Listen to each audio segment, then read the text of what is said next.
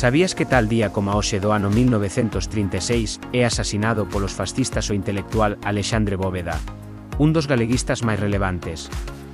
Tralo alzamento fascista, foi acusado de traizón e condenado a morte. No xuízo verbalizou unhas palabras que o erixirían como un emblema histórico do galeguismo. A miña patria natural é Galiza. Amo ferventemente, xamais a traizoaría, aínda que se me concedesen séculos para vivir. Adoro até máis alá da miña morte. Se entende o tribunal que por este amor entrañábel, debe de me ser aplicada a pena de morte, recibireina como un sacrificio máis por ela.